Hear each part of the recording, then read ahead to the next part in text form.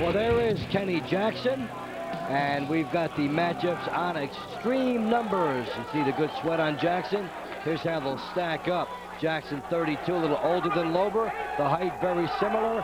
Lober a little bit heavier, 199 versus 190. So Lober and Kevin Jackson ready to go here. Let's get the introductions. Ladies and gentlemen, standing in front of me in the red corner, from Huntington Beach, California, currently IFC heavyweight champion with a record of 4-0-1. He is 28 years old, standing 5 feet, 11 inches tall, weighing in tonight at 199 pounds, John Lober. Ladies and gentlemen, standing behind me in the blue corner, from Gilbert, Arizona, the 1992 Olympic gold medalist in freestyle wrestling, 1995, 1991 world champion freestyle wrestling, making his extreme fighting debut. He is 32 years old, standing 5 foot tall, 10 inches, weighing in tonight at 199 pounds, wrestled for Iowa State University, Kevin Jackson. Kevin Jackson, John Lober, ready to go. John Lober, of course, fought Igor Zinoviev in his last bout. Igor joins us now. Igor, welcome to the show here. Glad to have you. Lober brings a lot of strength in here, doesn't he?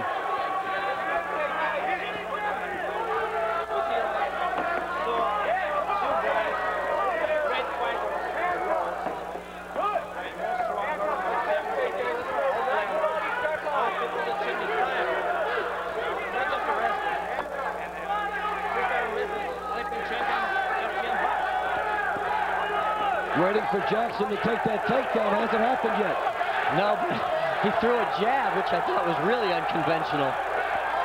Well, Jackson promised a new look. There's the takedown by Jackson. Now let's see what he's made of. Right to side control.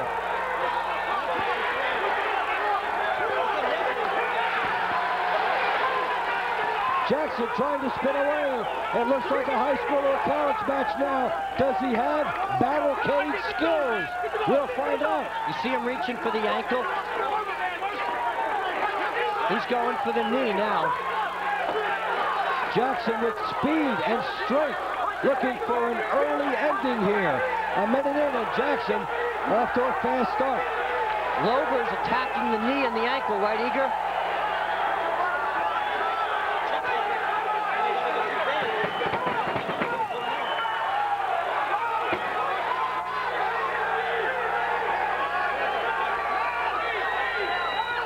So Dave Bontempo, John Purdy, and Igor Zinoviev has been with us, making some comments. Very interesting match. Igor fought John Lober last time, and Lober in the bottom, but he's attacking John. Well, Lober's attacking, but I think he's being held off by the strength of Jackson. What about that, Igor? I think just he was in just a moment, you know. It's a great moment. It was hit to zero, and in the old freestyle wrestling, it's akin to the finish pose. So Jackson has gotten off to a lightning fast start. Chopping right by Jackson. Did that hit him, Dave?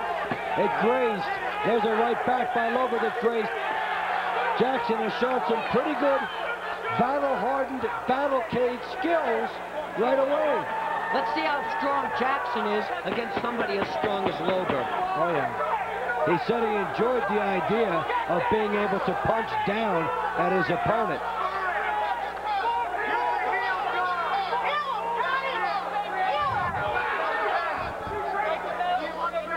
Jackson has been in complete control, and Lober has been very cool under there. But Jackson possesses the speed that not all participants do. And he's been in Olympic pressure before. You know, Lober's never been put in that position before. Chopping rights by Jackson. 3 minutes in, Jackson looking for an early stoppage here. Lober has 2 minutes he has to kill. Do you think Lober thinks Jackson's strong now? Oh yeah, he is both strong so strong, you know. Now Jackson gets inside an attempted shot by Lober. He's got a crank going here. Put your head in there. Put your head in the face. Side control, but It's just side control, but it's not finish holds again. exactly, no finishing holds. Good position, but he doesn't know what to do. The knees to the head here by Jackson, looking for submission. Bloodies the nose, it looks like, here of Lober. Lober's got a minute and change to get through here. What do you think Lober's thinking about right now with the power on top? He's supposed to be turned off on the side, you know. Move to the Face side. in face, yeah. That's what he's doing. Yeah, you see? And try to angle again. Jackson going with the knee to the head. Very good. Lober has taken a beating in the opening phase, but he's still here. Jackson's not stupid, is he, Igor? No, he's not stupid, but he knows, you know, he doesn't know what's to finish him. You know? No, doesn't understand the finishing holds. Well, that's what the whole matchup was about, is take a wrestler and see what he can do in this situation. Can he inherit some finishing knowledge? I think that Lober's got a lot of respect for Jackson's strength now. Yes, but John Lobo, I think, is more technical, you know, for this position, because he got this position and he want to just finish him like a punch, you know. So the final seconds of the opening phase has the crowd on their feet. It's been a beauty. Kevin Jackson and John Lober cranking up the house. I think that was 2 right hands, wasn't it, Dave? It sure was. Make it 3. As Jackson continues to pound away, this crowd loves it. He's great. He's great.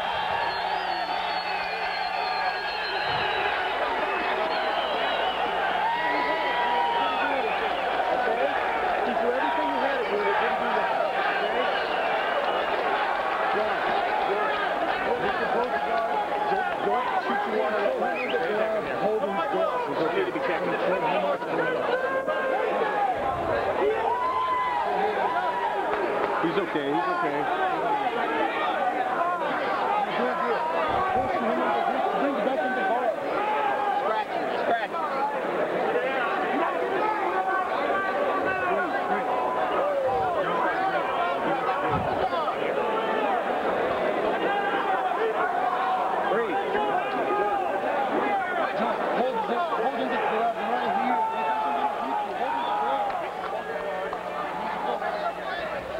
Well, they're replacing the right glove on Kevin Jackson. I guess he hit him so hard that he took the stuffing out of it, so to speak. He punctured one glove, and you get a look at Jackson's dominance. Side shots up on the top. Now, he may not have a lot of finishing holds, but imagine if he did, what type of a Battlecade warrior he would be, given the wrestling speed. It's You're not just absolutely right. It's not just speed, is it, Igor? He's you know, wrestling, in the freestyle wrestling, you got more speeding, you know, to just walk, moving in the ground here. He's got speed, power, leverage, and you can teach him the finishing holds, right? Yeah, somebody is good at teaching him, it's going to be great, you know. If you want to get Right better.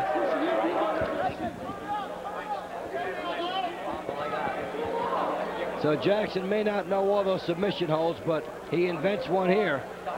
Shot to the head, and he likes it. He keeps going with the hand rubbing the nose at the same time. He's trying to get Lober basically to give up here, and Lober will have none of it. So we've had a delay. Now the glove is being brought in by the referee for Jackson. I think this delay is helping John Lober tremendously. It's a sense to get his awareness back and try to plan what he'll do in phase 2. Well, we have an extra glove now. So, You notice the mouse under John Lober's left eye growing? You yeah. think that's going to hurt his vision, Igor? Yes, a little bit. Not a little bit, but he doesn't feel now, but it's still busy, yeah. And he won't be able to see the right hands coming at him if the eye starts to close. Well, that's all we've seen, Dave, is right hands. Is that not right? And with the eye the way it is, there will be many more of those right hands because they cannot be stopped. Kenny Jackson has shown why this matchup of the disciplines is interesting. He's got the wrestling skills. Lober has the barricade and ground skills. Lober needs to establish immediate control in phase 2, or it'll be more of the same. Does John look tired to you, Igor? No, I think his prepared body fits very well, you know. And I think he's just can finish this whole fight. He can. He can. You think he can still win this? And this is how Jackson was establishing and maintaining control at the end. Big right hand bombs. So Yeah, phase 2.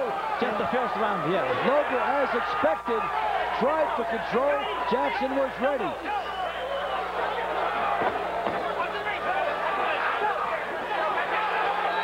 That's a guillotine, isn't it, Igor?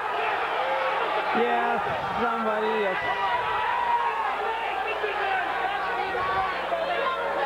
So Jackson had Lober storm him in the beginning. But Now he he's do turning wrong around. anyway. He do wrong guillotine, you know, again.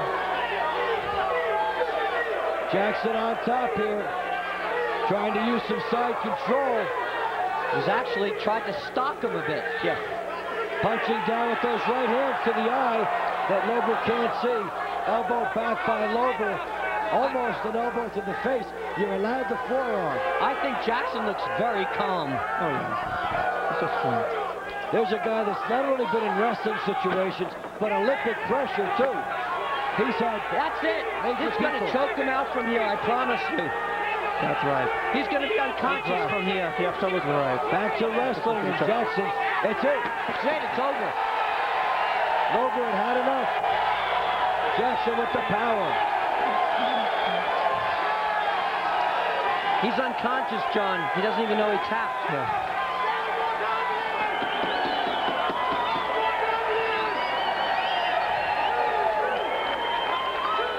Jackson put on quite a display. Igor, he wants to fight you. Well, Igor, you know that you're lined up to fight this monster now. I know. How do you feel about that? You know, I like his fighters, so all great fighters in the world.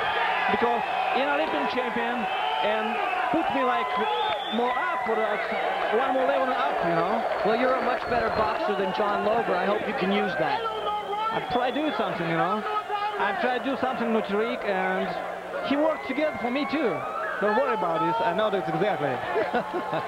That's exactly professional Olympic wrestling. Is so clever, more technically. Ladies and gentlemen, a minute 12 in the second round. By submission, Kevin Jackson. Thank you, Igor Zinoviev. Thank you very much. Okay, so Kevin Jackson with a scintillating victory, showing not only the muscle, but the body control, the speed. He celebrates. And John, I think he's brought a nice element into battle. Super middleweight champion in Matt Hume.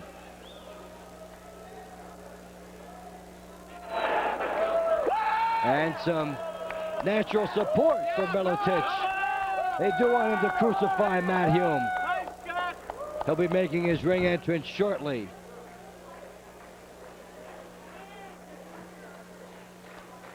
We've had 3 live bouts, and of course one earlier with Myers in Glanville. Victories tonight to Alan Goes and Kevin Jackson, and the draw between Paul Jones and Eric Paulson. And now Pat Miletich will be escorted by Samantha Michaels, November 1996, Pet of the Month. Pat Miletich has his story to tell.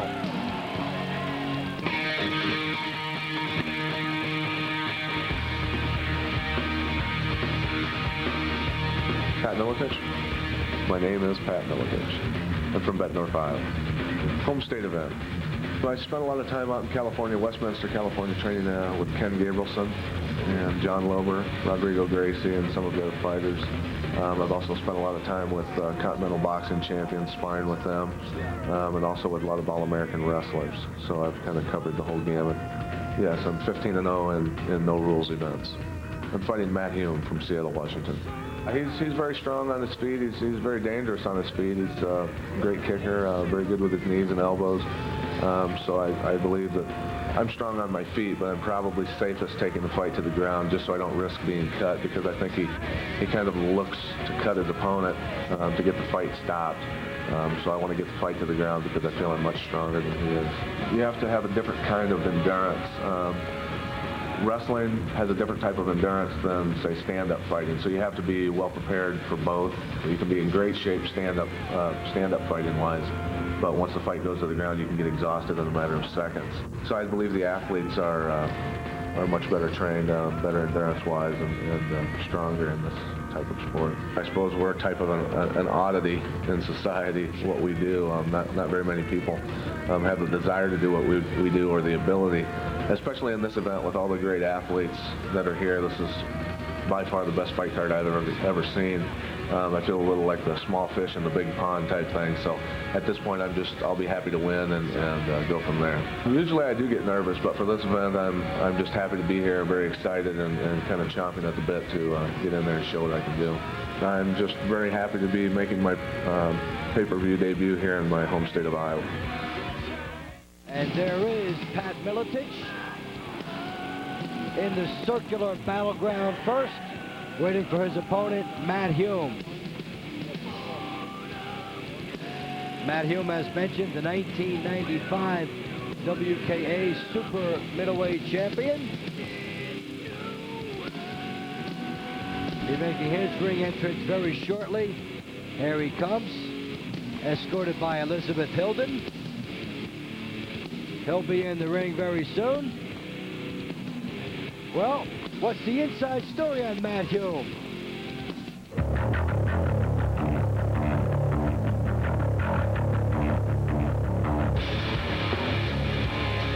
My style is AMC pancration.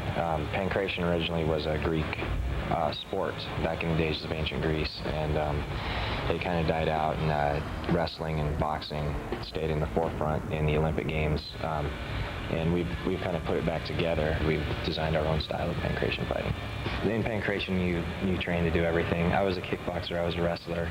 I've done sambo, I've done a lot of different things, and whatever the rules are, we're ready to go. I've been doing a lot of sparring, and in that part, I didn't do as much sparring before the last fight as I've done this time. It's a pretty general sport. I've done the sports that I've grown up doing, boxing and wrestling, and Muay Thai. You take a lot more damage in those sports than you do in this one, because there's so many aspects in the sport. As long as the guys are well matched, when they clash, there's going to be a lot of things going on, a lot of things to look for. You don't have to stand there like a boxer does and just stand there and punch away. Whoever's the better puncher is going to win that battle, and the person that's not good is going to take some head damage.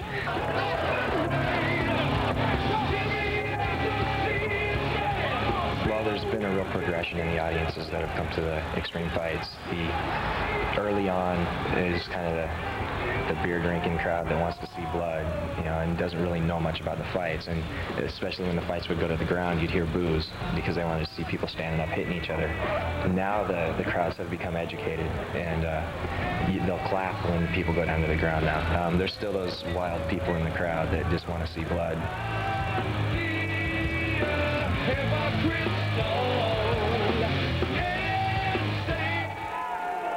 Matt Hume stating the case that the real battle occurs on the ground. Let's take a look at these guys in extreme numbers. Hume is 30, a couple years older. Their height is identical, and Miletich is just a little bit heavier. Let's get the official introductions now.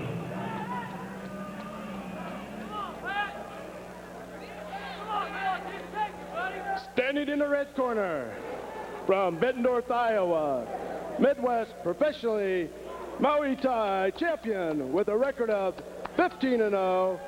He is 28 years old, standing 5 foot 10 inches tall. Weighing in tonight at 179 pounds, we have Pat Miletich.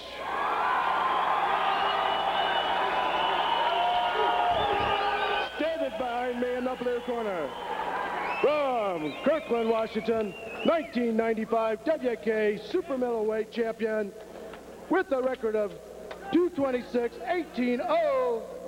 He is 30 years old, standing 5 feet 10 inches tall.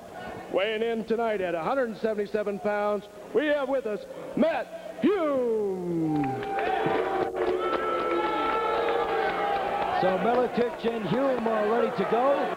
I'm Dave Bontempo along with John Peretti, and we're joined ringside right now by the legendary venerable Gene LaBelle. Gene, welcome to our broadcast. Oh, it's a pleasure being here, being with the best. Can't beat it. These matches are the best I've ever seen. Fighting. Here they go. There's the start. And we've had quite a good series of matchups here. So Miletich and Hume.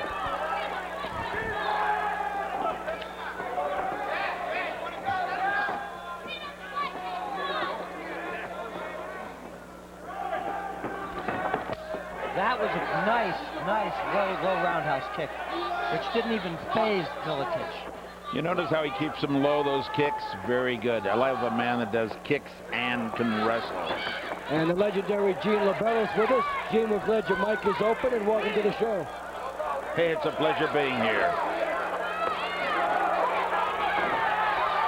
Now we're seeing some of the strength of... Matt's got a front face lock.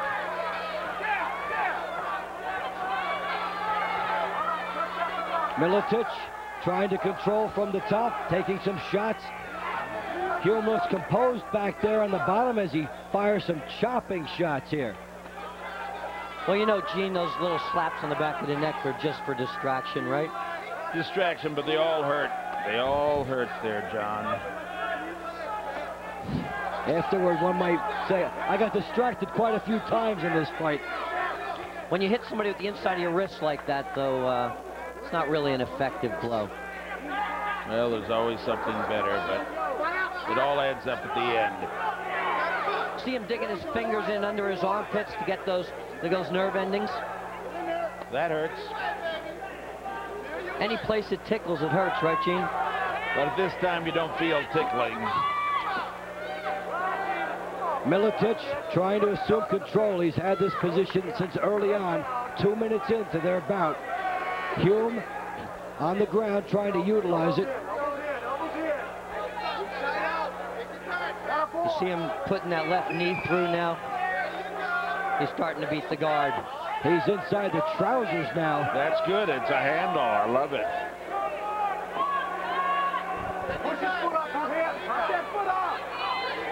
Every inch so valuable. Every little bit of control so important as we come across the halfway point now of the initial phase. Matt Hume and Pat Miletich. I thought Matt would have been more aggressive from the guard. Well, he's probably waiting his opportunity to slip a leg over and go for a straight arm bar. I saw him, Matt, in his last fight, cut a person open. They had to stop it. He's a good fighter. They're both fighters. They're well matched. John Peretti did a great job of matching these guys. Very even. Well, there are some good distractions, so to speak, by Hume. 3 nice distractions to the back of the head. And Miletich trying to smother and get inside those shots and try to mount. Elbows in. Inside out. The guard finally broke. Matt's not silly. He doesn't stay down there. Pat going for a single leg. It's very difficult. Oh, Matt trying to go in the ropes there. He uses the ropes as a third arm. He's got a front face lock. He's got a front face lock. If he can hook the legs together and arch, he's got it. It's broke. Hume down, Miletich on top, continuing to try and gain control permanently. We're closing in on the final minute of the first phase of this match.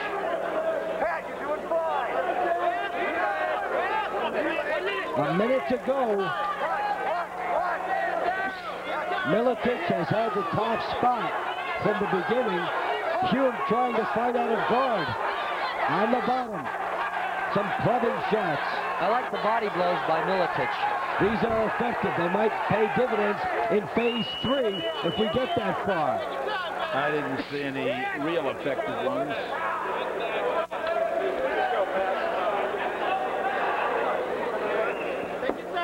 You think Matt's blowing up a little, Gene? No, he's pacing himself. He's pacing himself. I love the name of Matt. That means he likes mat work. Now tip off and they're both free. Big shot to the head by Hume. Matt Hume with a very aggressive move to the head. Now, if Miletich chooses to stand with him, he could be in trouble. Some knees by Hume. Quite the versatile shot. He Go ended to a up head right grab. Hume's opportunity came too late in the round. And that's the end of the round. Round one. The phase is complete. Big attempt by Hume at the end of phase number one. Kazanari getting ready to fight Maurice Smith. Coming off his big win last time, Murakami Kazanari beat Bart Vale rather handily in Extreme Fighting 3. He's an explosive leg fighter, very quick, and he will need all that quickness when he goes against Maurice Smith. That will be our heavyweight battle coming up later.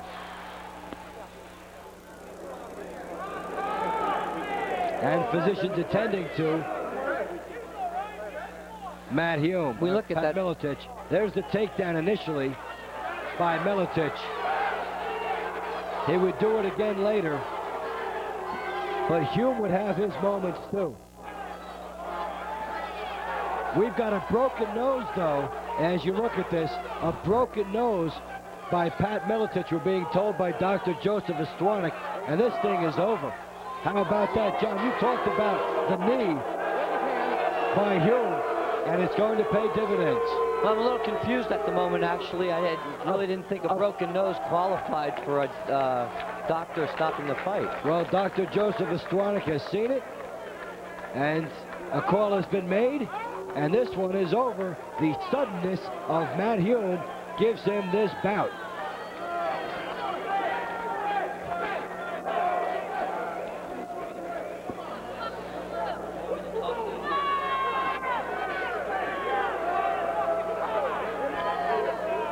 Ladies and gentlemen, after the first round, the doctor stopped the fight, giving Matt Hume the winner. Okay, so Matt Hume and Pat Miletich embrace after a broken nose, we've been told, stops the bout. Gene LaBelle, thanks for coming by and sharing your comments with us. You hit me with those knees. I had to We'll lay be on my getting back. I didn't want to catch any more Dr. of them. Joseph Istwanik in here to talk. Here's Hume, the knee upstairs. That may have broken the nose. He fired a few shots up there into the sensitive nose area, and that is what does it. Hume had a few seconds of offense, and John, you touched on it at the end of phase one. You said if he stands with this guy, it could be trouble, and it was. Yeah, he started boxing, and and Matt's a very skilled stand-up fighter, and he hit him with those knees, and he hit him with, what was it, a right hand. And we're here with Dr. Istwanik, and Doc, I was commenting on that I didn't think a broken nose was qualification for the doctor stopping the fight. Yeah, that's one of the few qualifications that are pretty positive for stopping something. If you notice in the replays, the competitor actually was grabbing his nose as he stood up. You get the hints from the competitor. When he went to his corner, they immediately paid attention to the nose. And then when we went to examine him, he had tenderness directly over the bone. So a bleeding nose we don't have to worry about. But once they have bone tenderness, then we have to take precautions. Now, does the bone actually go up? I broke my nose 5 times, but no one ever stopped the fight before. Does it actually, will the bone actually go up into his nose and hurt him? Those were the old days. But all the safety precautions now. Once you end up with a laceration then over a broken nose, you now have an open fracture, and the chance of infection and all the other complications are much more serious. Right, and the longer you wait on it, the more risk of infection? Yeah, at this point it was bleeding internally, but he hadn't lacerated it yet, and should it lacerate, then you've got a much more potentially serious problem. Could he breathe at that point in time? Yeah, it's more the fracture that we're concerned about. It's not so much the breathing, because again, you can mouth freeze, you can breathe out the other nose. Thank you very much, and we appreciate your comments because I was confused. Okay, thanks. Okay, so there is the medical viewpoint, the safety aspect of extreme fighting. Now let's go to Gretchen Van Derent. Hi guys, here I'm over here with Pat. Pat, let's talk about your nose. Did you feel like you could still continue to fight? Yeah, it was fine. It was just a matter of, he landed some good knees, and I didn't want to, it wasn't that I was dazed, I didn't want to take any more, so I went to my back to put him in my guard so that I didn't take any more knees. I was kind of stuck in a bad position. But my nose has a crack all the way across it, and you can feel it. And it just broke loose again. That's all it was. And when the doctor felt it, he felt the crack in there and thought that I had, you know, truly broken it. It may still be broken, but it wasn't a matter of me not being able to continue.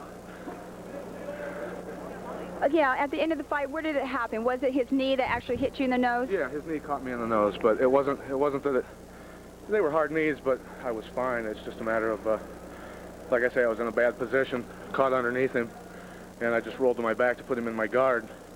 It's obvious I had my faculties about me and stuff. I knew what to do in the position, so it wasn't like I was not able to continue fighting. So you actually right now feel that you could continue to fight? Well, of course. Okay, so you're upset about what happened? Yeah. Okay.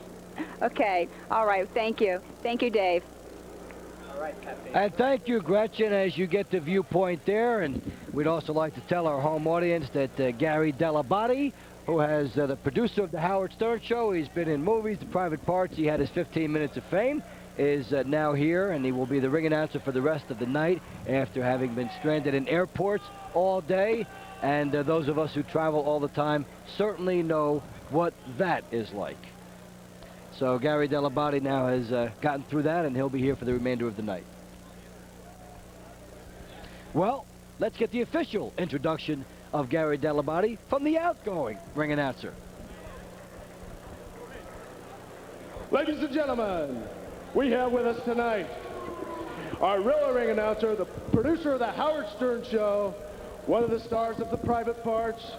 He was stuck in a plane on the way here to Des Moines, Iowa from New York. We have with us Gary Delabate. Thank you. Welcome to the Battlecade Welterweight Championship of the World.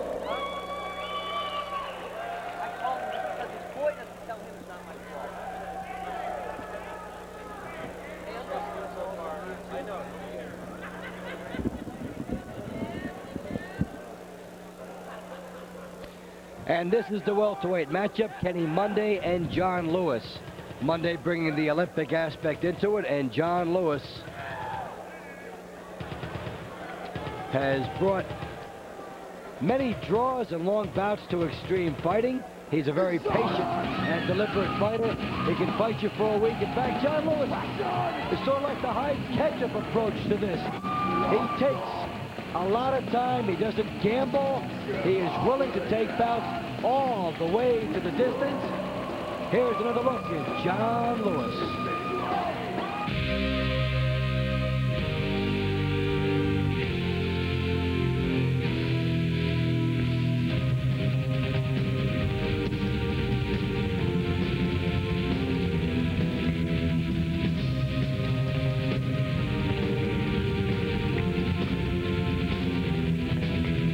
I represent Brazilian Jiu-Jitsu, which is art from Brazil. It's based on ground fighting and also using the bells of grappling.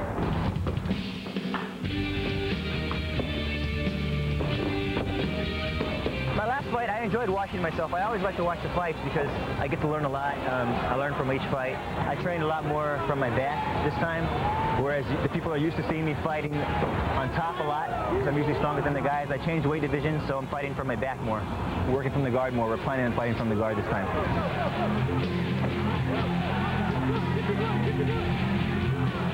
Right now the weight class goes to 179. It's welterweight. They added a new division in the show now. The lighter weight now.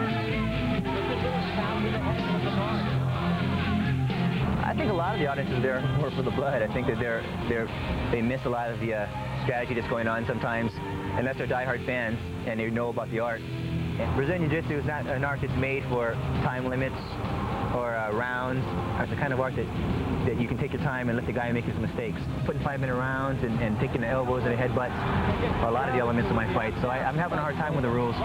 Kenny Monday, he's like one of the top names in wrestling in America. I don't know his capabilities in a fighting situation, so I'm kind of curious to see what he's going to have. I know he's had a lot of years of wrestling, and he's going to have a lot of habits, and we'll see if he's able to break them in his training time for this show. It's going to be tough. It's going to be a good fight, but I think Jiu-Jitsu will prevail.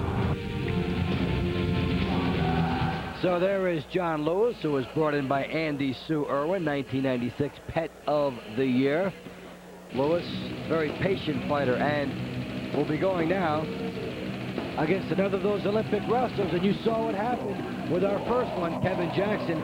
Now here's Kenny Monday coming in here. Kenny with Stacy Moran.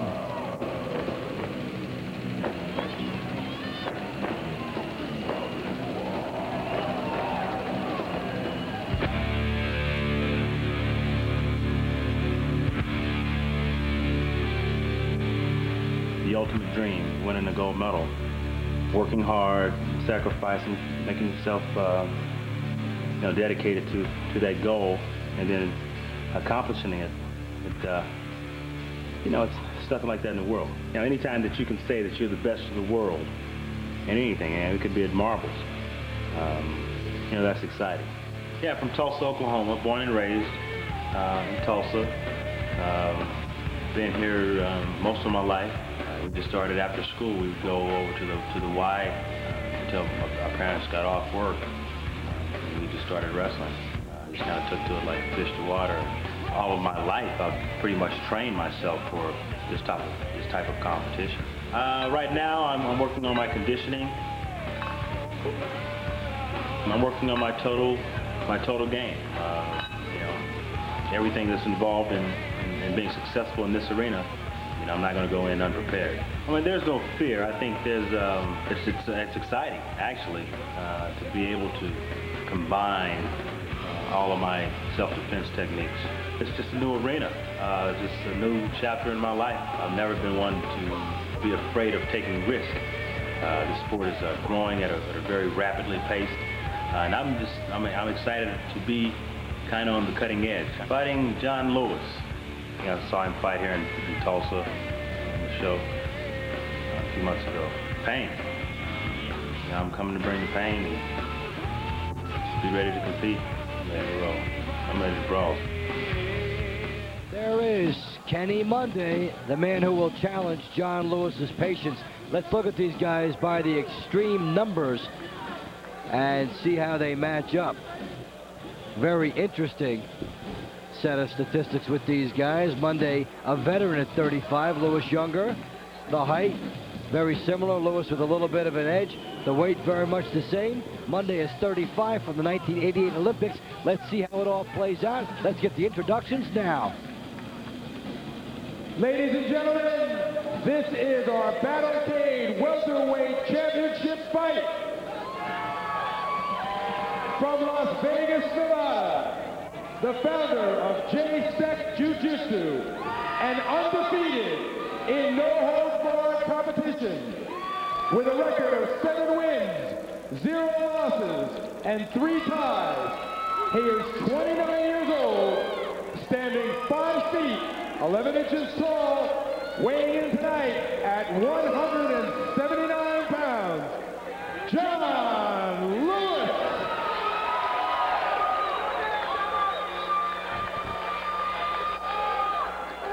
From Tulsa, Oklahoma, he is the 1988 Olympic gold medalist and 1992 Olympic silver medalist in freestyle wrestling.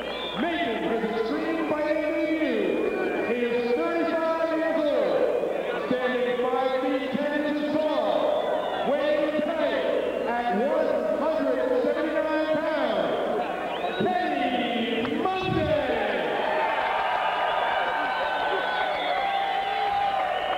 All right, Kenny Monday and John Lewis, we've been waiting for this one. John Lewis is the most patient extreme fighter I've ever seen, and I think that will be tested here.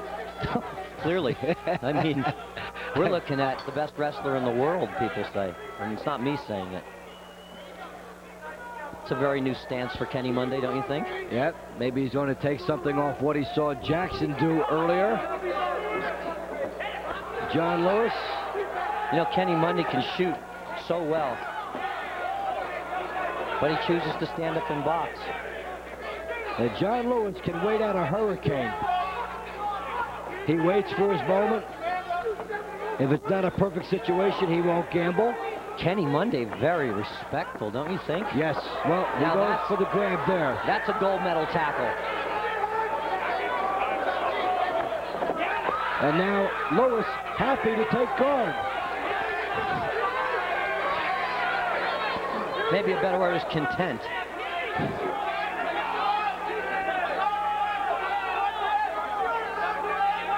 Lewis in the guard spot. Monday applying pressure. Lewis looks for a triangle spot. He's going for a straight arm bar, but he doesn't have his leg over yet. Now he's got it over. Kenny's in trouble. Kenny's in a lot of trouble with that elbow right now. And Lewis pulling on it hard. He's in deep trouble now. My God, that's superior strength. Monday got himself out of some big trouble indeed. I wonder if Kenny actually has got a broken arm here, the way he's just holding it limp. Lewis was all over him with that. You know what kind of pain he's in on that elbow capsule? I'd never really want to know, John. He escapes. He gets out. John Lewis looking for an ankle. So Kenny Monday also survives an early storm and comes on 2 minutes into this bout.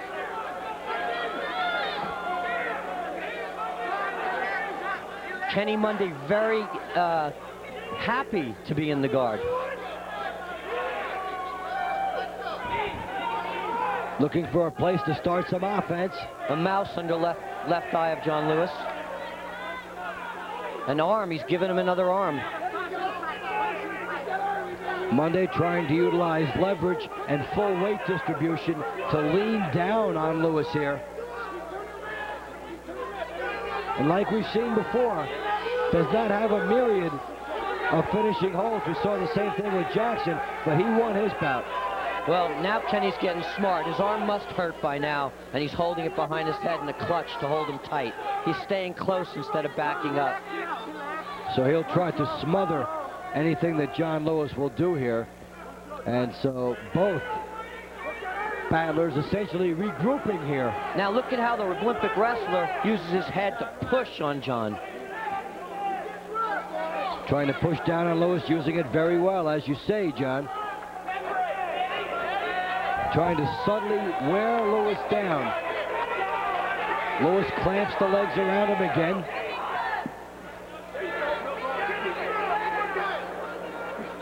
Some pounding shots by Jackson. First downstairs, then clubbing for the head. Monday, excuse me. He's got the arm again. Let's see if John rides his legs up. He does. Countered very nicely by Kenny Monday that time.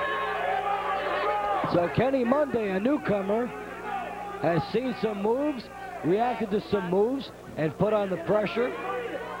He established a takedown as expected of the Olympic wrestlers. We head into the final minute of phase one, and both of these guys might not mind a phase two to get things started all over again. I can't believe Kenny Monday can use his arm that well after taking that kind of pressure from John Lewis. Well, he uses it pretty well there, both of them, and he moved his hips at the same time, trying to get some power in there. Kenny Monday has been a study of leverage and proper weight distribution.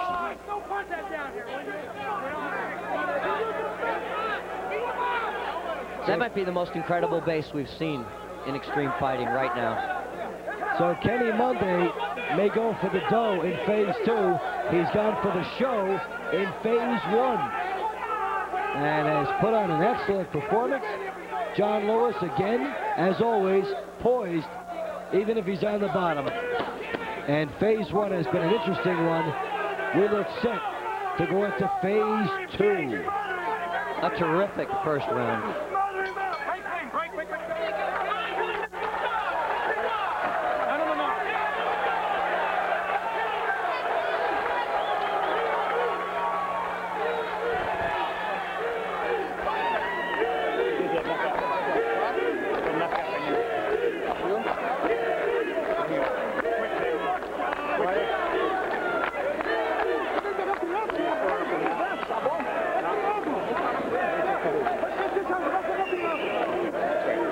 Put pressure. When it's try out, okay? Question nine.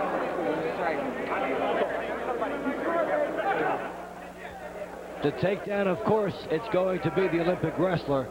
And Monday has his way, but Lewis struggled there for a while. Lewis did not initially give him that takedown. It had to be earned here by Monday. Yeah, but, you know, Kenny definitely said, maybe I'll push him up a little and not take him down. Maybe I'll back off. Shots doing the damage to the eye. Clubbing shots here by Kenny Monday. Phase 2. They forgot Lewis's mouthpiece. Lewis looking very emotional right now. And he has been under fire here. A guy in front of him who was chiseled in granite, a great build, guy with speed, guy really going to test Lewis in this bout and did so in the opening round. Plus, he's not the typical battle cage jiu-jitsu fighter, and Lewis is seeing some new things from him. Oh yes, he is. He's seeing strength that he's never seen. Now I think Kenny's gonna shoot again. Oh, nice right hand, lead right hand from John. Dave Bontempo and John Peretti, glad you're with us for Battlecade Extreme Fighting 4. This is the one where the Olympic wrestlers, champions from 1998 and 1992 have been included. Kenny Monday, he's going to shoot, is in there now. John Peretti says he's going to shoot, go for a takedown. We'll see. Lewis jabbing on the outside.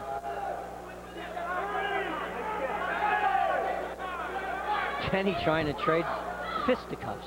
Well, he jabbed upstairs. He was looking downstairs. He was looking to look for the takedown off the jab, and it wasn't there. John Lewis with a bloody nose comes right at him, and right after him is Kenny Monday, and this is a real trench battle. You know, Kenny can throw you, too. He may just do it now. He's looking to. He wants to throw. Lewis puts him in guard. And Kenny says, take that with you, that right hand. Shot been fired. That's that armbar again. Lewis has a shot here on the bottom. When you're on top, you can't overextend the arms. Now some big shots. Big shots by Jackson. Nice left hand to finish. Lewis is hurt. Lewis He may go out. He may go out. Jackson pounding. Sorry, Monday is pounding him here. Let's see if Kenny looks for a finishing hold or he rides him a little. Monday should keep punching. That's effective. He let John get full guard now. Why'd he do that? Monday should have kept on punching. He had Lewis on the verge of going out. I told you he was going to ride again, didn't I? And he is riding. He doesn't have the finishing holds. If you've got the submission techniques, riding is fine. He's trying to come across and maybe put pressure on the arm. He used his shoulder really nicely there Monday. John Lewis showing tremendous heart here, don't you think? He really absorbed a beating, John, with those shots, and he stayed in there. And he's taking more. Kenny Monday in full dominance. I'm concerned about the arm behind John Lewis's head there. See it? Yes. John starts to pick his guard up. We'll know what he's going for. When you are on top, you do not want to leave yourself open by firing a shot and not ending up square. It's an unconventional uppercut, don't you think? This is an unconventional competition, and it is welcome. When a guy has his hand around your head, a half uppercut is better than none. And Kenny Monday in control. Trying to fire shots to a big right hand to Lewis. Now we're seeing the power of Kenny Monday. He is trying to make Lewis submit because he doesn't have the hold. Look at the base of Kenny Monday. Perfect. Excellent leverage. Watch the hips. Watch him get everything into his shots. John Lewis taking the pounding. This could be stopped at any time. Very close to being stopped. Maybe stopped here. It is. And a good call. John Donahue seeing the unanswered shots being taken by Lewis, and We have seen an excellent performance, John, by the Olympic wrestlers. And we have a new welterweight champion of the world. Kenny Monday taking it to John Lewis, a very skilled guy who did all he could, but the punching on top was key. And both guys said, Kenny Monday and Kevin Jackson, that what they would like to do is take control on top and then punch just to try and make the other guy quit. And they were able to do that. Kenny Monday getting a very game John Lewis out of there in the second phase of the competition. And John Donahue, the referee in charge of the safety, watching Lewis take all those flush, unanswered shots, did the right thing. So Kenny Monday and Kevin Jackson with auspicious debuts, to say the least, in extreme fighting. Monday got the top and pounded away. He got away with some mistakes too, John. Oh yeah, but he took tremendous punishment to the elbow twice. Well, let's get the official verdict now. Ladies and gentlemen, the referee stops the fight at 4:09 of the second round for the new Battlecade welterweight champion of the world, Kenny Monday. And so Kenny Monday at 4:09 of the second phase. When you have power, leverage, and speed, some offensive mistakes can be forgiven, and he got away with them tonight. What a nice, powerful performance by that man. And he's proved that he's even more than anyone ever thought. Congratulations. Kenny Monday had the top position, and he may not know all the finishing holds, so he fires finishing blows. Look at the leverage, the power, everything into it. Good leverage. He turns into his shots, maximizes his ability, moves the legs up a little bit so he gets even more. And John Lewis is just a target. He is game, but these shots are just too good. And so John Donahue, the referee, does the right thing. Yeah, this guy just made no mistakes, John, looking for openings. He fired everywhere. He just dominated from that position, which he's not supposed to. That's unorthodox in itself. He fired wide punches and got away with it. You're not supposed to. But he also showed the poise from Olympic competition. That was an elbow that was nearly an elbow to the head, but the forearm is what it's credited for. The forearm is a good shot. You have to make sure the elbow does not come in there. And there's a guy, unorthodox, doing everything right.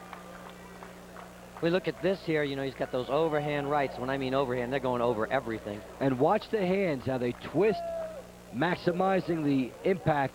And he's just landed all parts of the head, the temple area. And John Donahue is right on top of it, gives John Lewis every chance. And that shot there convinced him. The two shots plus the forearm, that was enough. And so Kenny Monday, well, John Donahue banging down the doors.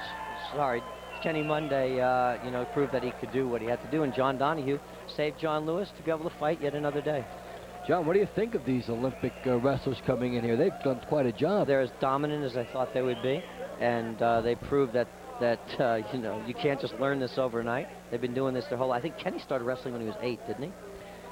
Very young age, and what they've shown, and when you mix up the styles, you see what's going to come together, that the wrestlers didn't need the myriad of finishing holds. They had their own way of doing it. And we saw Monday there with the chopping shots, and earlier we saw Jackson using the arm pressure and his full, even weight distribution. Well, as we've told you earlier about merchandise and equipment available on this Battlecade broadcast, there it is. The Battlecade soundtrack is here, with all the bone-crushing, side-splitting action you've come to expect from this extreme fighting event. Call now at 1-800-874-0229 to order the most extreme compilation of music ever put together. This special CD features 10 tracks of power, with artists including Lungs, featuring one-on-one. So call to order yours today at 1-800-874-0229. Well, our new champion, Kenny Monday, is by now with Gretchen Van Daren. Gretchen? Yes, I'm right here. You're on the air. I'm right here with Kenny. Kenny, let's talk about this. Tell me how you felt. Oh, I'm exhausted. I feel great, though. I feel great. This is a great competition. I hope everyone that saw it was watching today realized that this is a sport on the rise.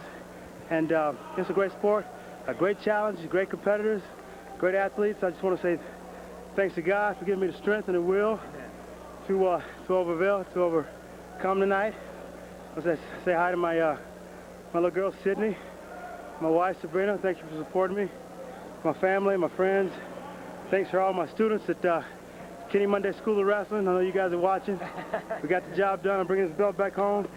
Yeah. And It's Monday.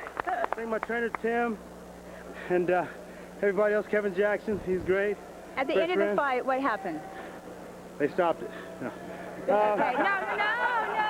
Look No, at I the just, monitor. Were you happy with your striking technique? Yeah, I knew that my best chance to finish him. Okay, was see, to, look at the monitor. Look at the monitor here. Yeah, here, he was pretty open. And I know that the best thing I had to do was just keep punching. And he was already cut up pretty good. And I was just hoping that the referee stepped in and before he got hurt too bad. But I just want to keep the action going, don't let him rest, and just overcome him. Were you surprised about how effective your strikes really were? Yeah, because I didn't think I was going to have to strike that much. I thought I could get in there and get him in a headlock and submit him. But, you know, in this sport, it's whatever it takes to win. Good. Hate to cut you off, but thank you. You did a great job. We're proud of you. Thank you. You didn't cut me Back off. to you. All right, Gretchen and Kenny Monday, the new welterweight champion, of a scintillating performance with those strikes on top, and they were certainly very accurate, did the job. We've seen all types of ways in which bouts have ended tonight. Well, up next, the grand finale. Maurice Smith and Murakami Kazunari set to go for the heavyweight championship. Maurice Smith coming off his stirring win over Conan Silveira in Battlecade 3. And Kazunari dominating Bart Vale. So this should be a very explosive and tactical bout as Kazunari comes through. And he's ready for his ring entrance. Let's take a closer look at Kazunari.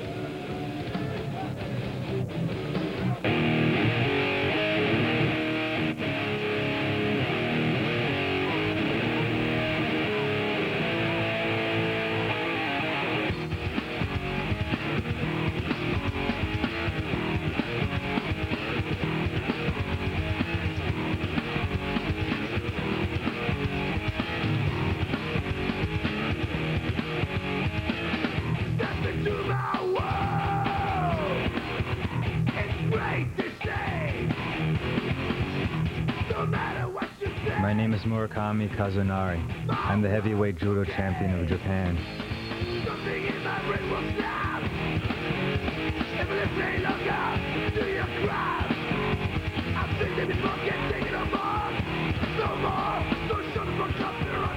I've been training many hours every day in preparation for my fight with Maurice Smith.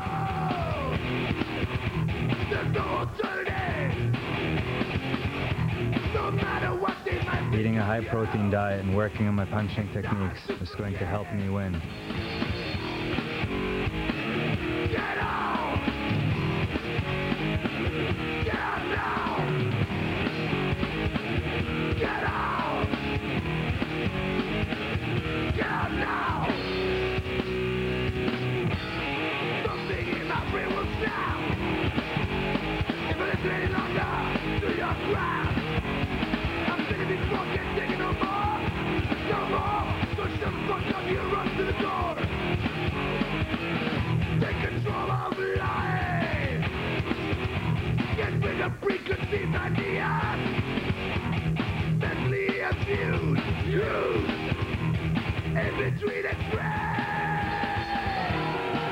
After my win, I will do the same victory dance I did over Bart Vale.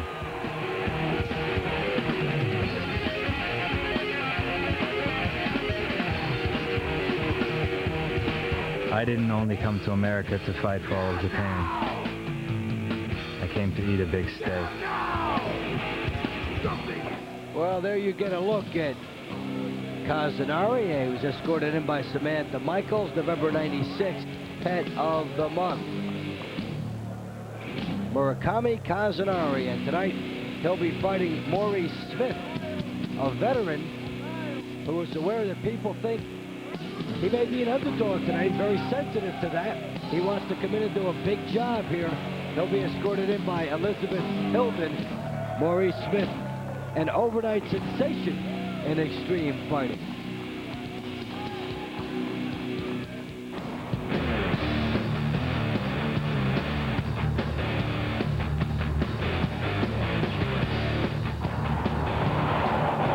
Now, you know, of course, the police are going to love this license plate. Yeah, we got him now speeding. I do either kickboxing or Muay Thai. Well, now I'm training a lot on the groundwork to compete in this kind of fighting. So my style still is primarily stand-up fighting with kickboxing and Muay Thai, but then the groundwork is either submission fighting or Brazilian Jiu-Jitsu or whatever. And I haven't trained any differently necessarily. What I've done is just increase my groundwork a little more. But for the most part, the training's the same.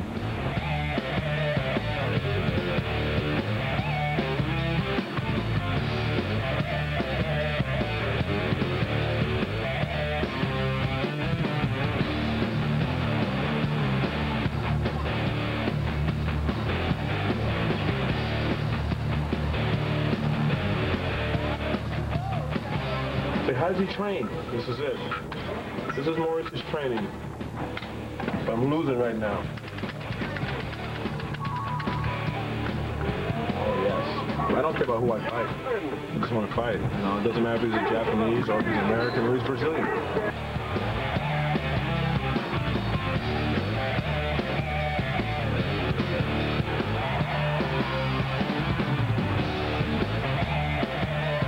I felt the fight was good, but the most exciting part for me was reversal. And that shows me that I can fight the Brazilian on the ground in their own game, whereas they can't fight me on my game as well.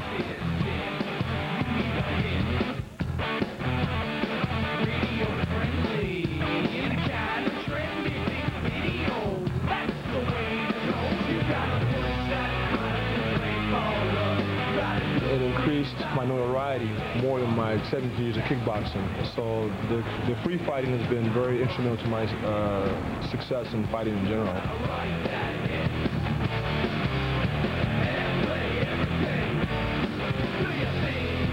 I like to fight Gracie, Royce Gracie.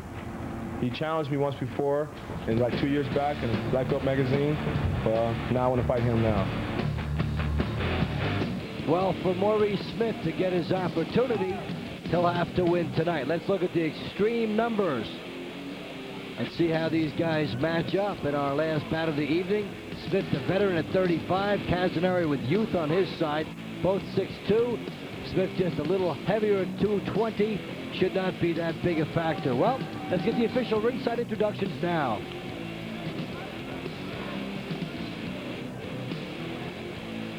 Ladies and gentlemen, this is our final bout of the evening for the Extreme Fighting Heavyweight Championship of the World. From Tokyo, Japan, undefeated in extreme fighting and a black belt in Kodokan Karate. With a record of 21 wins and 2 losses, he is 23 years old, standing 6 feet 2 inches tall, weighing in tonight at 212 pounds. Murakami Kazanari. From Bellevue, Washington, he is the current Extreme Fighting Heavyweight Champion and the 1996 ISKA World Heavyweight Kickboxing Champion with a record of 59 wins, 2 losses, and 5 draws, 45 wins by knockout. He is 35 years old, standing 6 feet 2 inches tall, weighing in tonight at 220 pounds, Maurice Smith.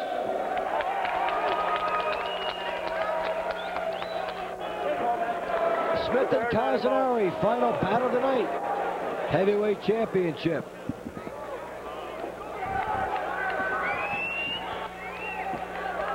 Smith ending his last bout on a kick. Kazanari very explosive with his legs too. It will be interesting to see where this bout is waged.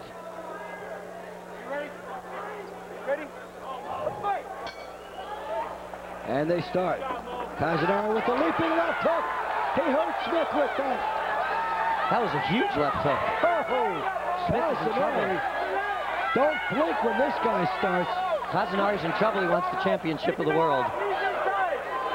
Well, that was a left hook. I think he threw it all the way from Japan. I think it picked up speed across Asia.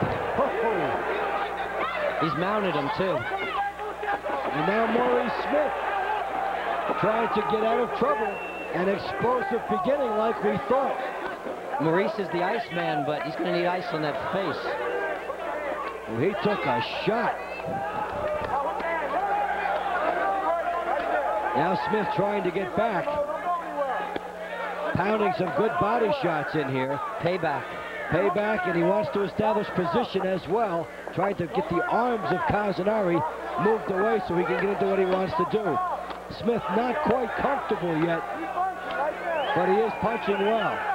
Those punches are hard. He kind of turns him over like a boxer.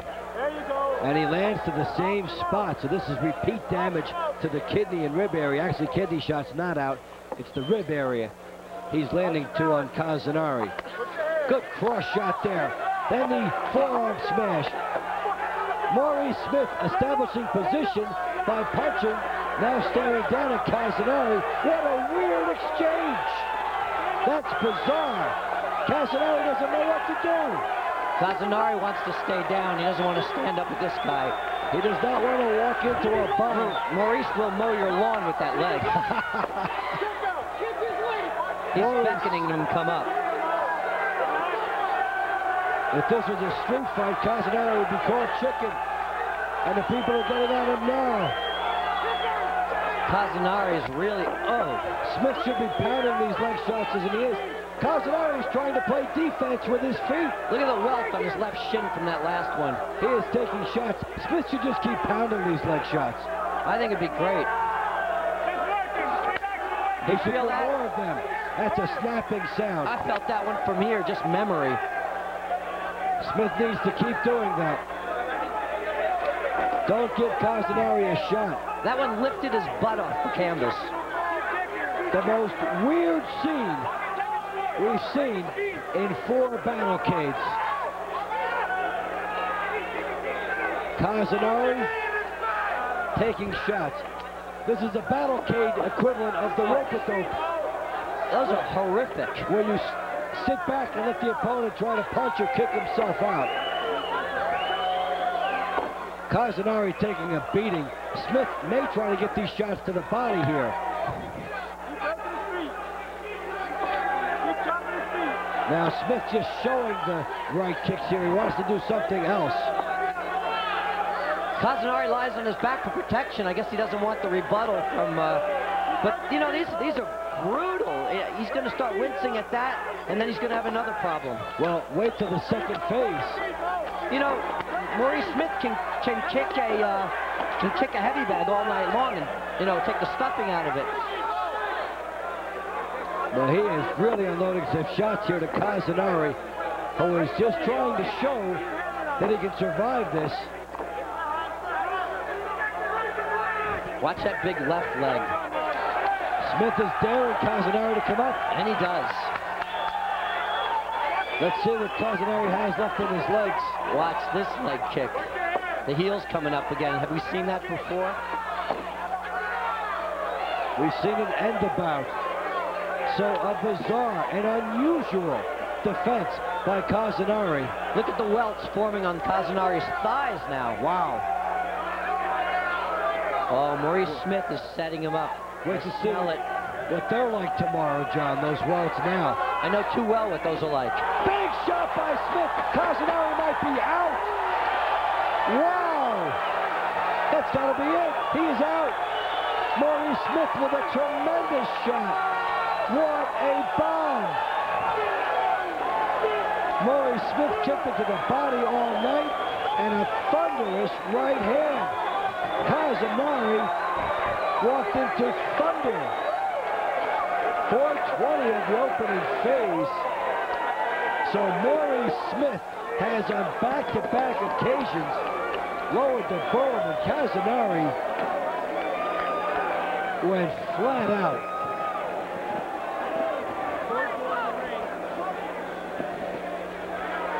We go from the most unusual occurrence in Battlecade to the most explosive punch ever thrown in Battlecade, and Casanari is still out.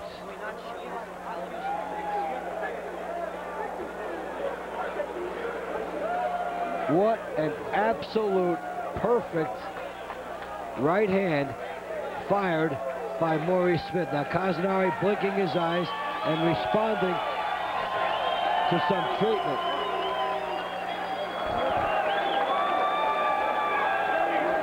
Maurice Smith showing the leg shots. Casanari came right at Maurice Smith. That's the big left hand to start it, the left palm. It looked like a palm strike, didn't it, Dave? Shocked the hell out of Maurice Smith, didn't it? It put Smith on the defensive for about a minute. But we would see Maurice Smith gradually get out of trouble and then establish control. Now, Casanari had done this in other bouts. A whirlwind blitzkrieg type attack, and he controlled it for quite a way. Now in the middle, Casanari does not want to tangle with Maurice Smith. And now the leg kick onslaught starts. And what you see here is such an experienced kickboxer and the world kickboxing champion, you know, just brutalizing him. This is a weltathon opening up. And now the end of it. Smith, he's shown the legs all night. Tapping with the jab, sets up the right. There it is. He fakes once and gets it in. What a bomb on the point of the chin by Maurice Smith. Watch it again. Watch the left hand. He's just looking for a spot with that. Feints, then comes in. What a beautiful finish by Maurice Smith. He got Casanari to buy the first punch and then was able to recoil and throw that shot, which he caught him flush. Here's the way it is. The bomb after the fake with the right hand. And you can't do it any better than that as far as Maurice Smith shows you.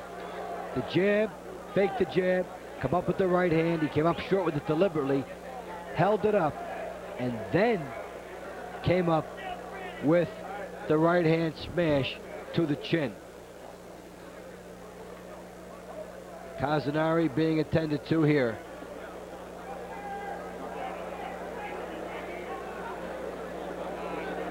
They will be very, very cautious.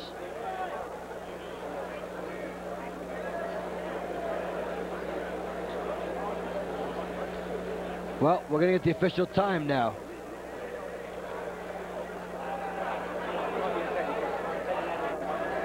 And John Peretti will be standing by with Maurice Smith.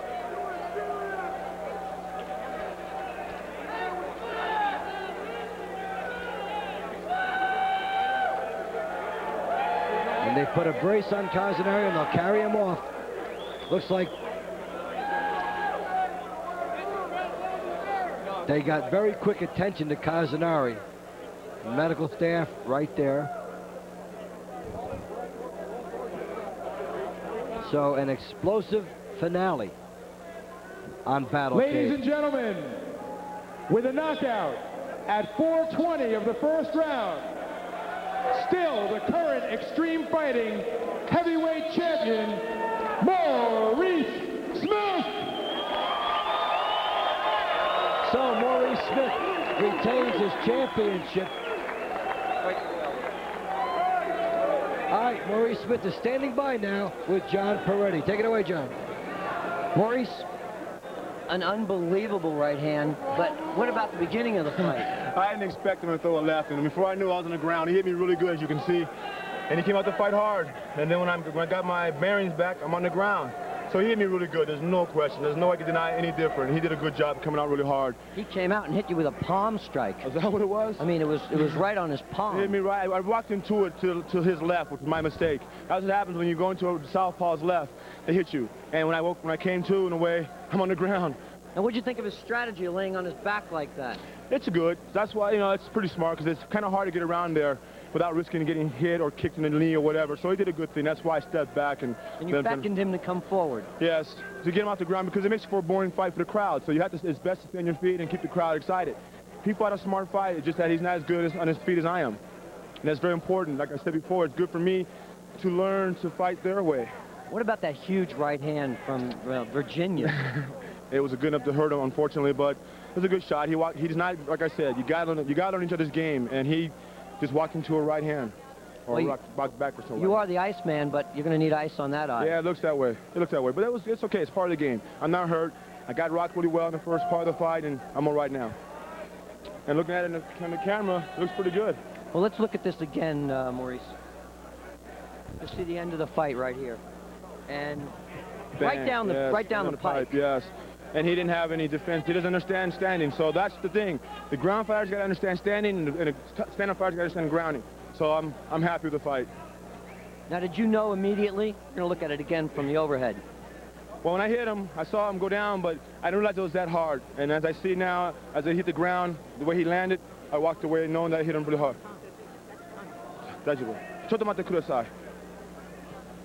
So, when you hit him like that, did you feel him? Did you feel his head go? No. I just throw a punch, and whatever happens, happens. I threw a punch with intensity to hurt, but I think it hit him really well, as you can see. And then when he hit the ground, I knew he was down for a while, hoping he wouldn't get up, so we didn't do any more. And I think he's gonna be okay, and I'm happy. So now, who do you look forward to? Who do you want? Well, what I want now is I had a challenge about 2 years back from Hoist Gracie. Hoist, you challenged me 2 years ago. I'm here now. Don't let the rules be a hindrance to fight me. You fight me. You challenge me, here I am. Don't run, don't let money be an issue. Let's fight the fight. I'll go with the rules, you know what you like. Half hour, whatever, let's fight. You think Hoist Gracie has ever been hit that hard? Oh, I know he hasn't. I know he hasn't been hit that hard. But thing is, give him the ring. Hoist, come in the ring. You challenge me, like I said. I'm here to answer your challenge. Let's do it. And also to see my sport grow, and I'm gonna continue to be an ambassador for the sport and make it grow more. Well, you're a great champion, and you showed, tremendous diversity. Thank you. Thank you for having me, and I hope to return again. Great, Maurice. Thank you very much. All right. Maurice Smith. Okay, John, so let's wrap up the night's action here as we had Gary Myers and Tom Glanville grappling to a draw. You saw that to open up our telecast done earlier. And then Alan Goes and Todd Bjorton in a quick match, in which Bjorton got himself in an early triangle problem, and Goes finished him off in the first phase. Eric Paulson and Paul Jones grappling to a draw, and they had an exciting contest with many possible finishes to that, and it finally ended up neither man could win. Kevin Jackson over John Lober, and a tremendous performance from him. Quick takedown, got on top, used his arm pressure and everything he knew from wrestling, and the 1992 Olympic gold medalist was able to get a victory over a very tough and strong John Lober. That's our first 4 bouts of the evening. Later on in the contest, we saw Matt Hume and Pat Miletich, and Hume able to get Miletich out by breaking his nose. Able to do that, a couple of knees up to the head, and able to finally take control of that match at the end of the first phase. Also, Kenny Monday and John Lewis. Monday with a victory, second phase over John Lewis, and Maurice Smith defeating Murakami Kazunari. Maurice Smith with that explosive right hand that we saw earlier. Well, let's take one more look at stuff you can buy and be part of with Battlecade, and then we'll show you some more before we go. The Battlecade soundtrack is here, with all the bone-crushing sights, winning action you've come to expect on this extreme fighting event. Call now at 1-800-874-0229 to order the most extreme compilation of music ever put together. This special CD features 10 tracks of power with artists including Lungs, featuring one-on-one. So call to order yours today at 1-800-874-0229. All right, welcome back here. We have had quite an explosive night of extreme fighting. John, your final thoughts on what you've seen tonight? I'm very happy with the matches and the way things went. We have two incredible new fighters to add and a new welterweight champion of the world. I truly believe that our show is now incredibly diversified. You've got all phases of it covered. Well, Gretchen Van Daren was with some very happy people in the locker room. Your observations tonight, Gretchen? Well, I think it was one of the best shows that we've had. I think the Olympic gold medalists proved to be a wonderful fight for all the jiu-jitsu fighters, and I think there's something to consider in the next fight. I personally think Marie Smith, that was an unbelievable right hand, and I'm very happy with the fight this evening, and I think everyone else is too. Thank you for having me, and we'll see you soon. Okay, so that's the story. Battlecade 5 coming in July. For John Peretti, Gretchen Van Daren, and our crew, this is Dave Bontempo saying thanks for tuning in, and we'll see you next time, everybody.